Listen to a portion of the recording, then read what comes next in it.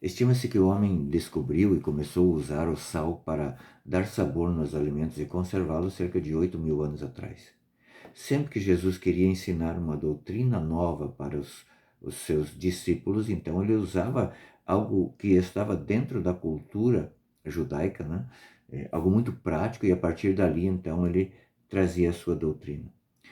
Nessa passagem de Mateus capítulo 5, versículo 13 a 16, ele vai fazer exatamente isso. Ele vai dizer: vós sois o sal da terra e a luz do mundo. Por que o sal? O sal, além de dar o sabor, ele conserva os alimentos, né? Naquela época não tinha açougue para você comprar um pouquinho de carne por dia. Quando caçava, que trazia bastante carne ou peixe, carne e peixe, então se salgava para conservar. Por que a luz do mundo, né? A ciência diz que o que matou os dinossauros não foi o impacto do meteoro, foi a escuridão. A escuridão provocada pela poeira. Olha a importância que Jesus coloca aqui para nós cristãos, que nós temos que ser o sal da terra e a luz do mundo. O sal por quê? Porque o sal deve conservar aquilo que o Espírito Santo começou, né? Aquilo que Jesus, a doutrina que Jesus veio trazer, né? Deus começou e quer que nós continuemos então com essa doutrina. Para quê? Para conservar a doutrina, mas também para conservar a fé do povo, né? A fé do povo. E se nós nos perdermos no meio do caminho, né? A própria palavra aqui vai dizer, vai servir para quê? Veja, versículo 13: vós sois o sal da terra. Se o sal perde o sabor, com que lhe será restituído o sabor? Para nada mais serve, senão para ser lançado fora e calcado pelos homens. Não serve para nada. Imagina um sal que não tem sabor. Vai servir para quê? E aqui tem algo também que nós temos que entender, que nós somos o sal, mas nós temos que ser na medida certa.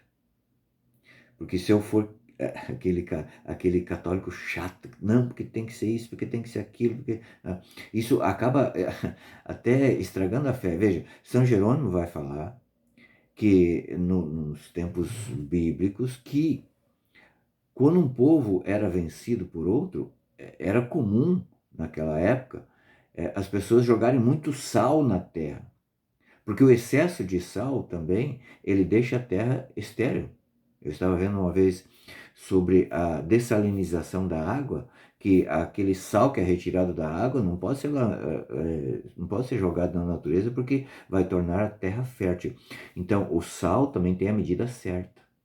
Eu tenho que saber a medida certa para salgar.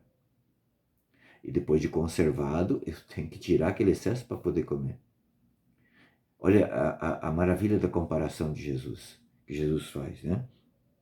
Para nada mais serve senão para ser lançado fora e calcado pelos homens. Vós sois a luz do mundo.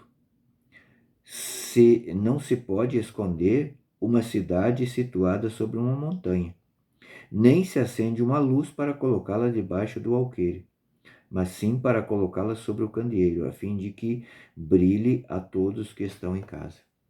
Uma vez que foi plantada no nosso coração a fé pelo batismo, não tem mais como apagar a luz. A não ser que o cristão se esconda.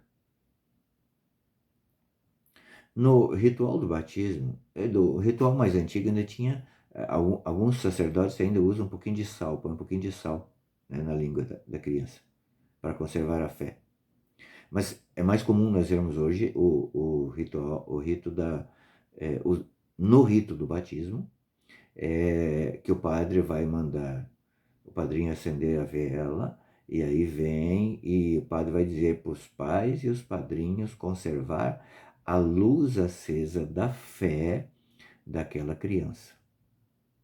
E depois de adulto, a criança vai ter que, né, manter essa luz acesa. Porque o cristão é diferenciado.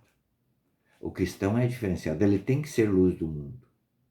E aqui Jesus está dizendo não só para os discípulos que eles têm que ser conservados, mas eles como o sal da terra, que eles vão salgando, que eles vão conservando. E veja, de fato isso aconteceu, porque há 2.000 anos atrás, né, Jesus começou a semear, então o Espírito Santo colocou no coração cristãos, desses discípulos, e até hoje está aí. Hoje é a nossa vez, nós somos a bola da vez. Agora pensa, se nós formos cristãos, né? Se nós formos o sal da terra que não tem sabor, para que serve? Então melhor não ser cristão, então. Melhor é aproveitar a vida, como fazem os pagãos.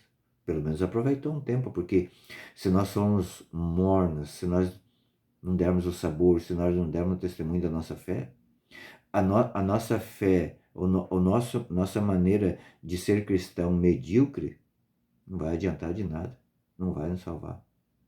É por isso que hoje Jesus nos fala e nos dá a seguinte ordem, versículo 16: assim brilhe vossa luz diante dos homens, para que vejam as vossas boas obras e glorifiquem o vosso Pai que está no céu.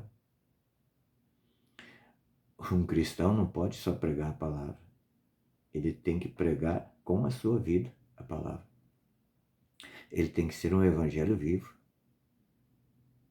Talvez hoje você, eu não digo nem o teu falar, mas o teu modo de viver seja o único evangelho que o teu irmão vai ver na sua vida. E talvez hoje seja a última oportunidade dele de ver um evangelho vivo diante dos olhos dele.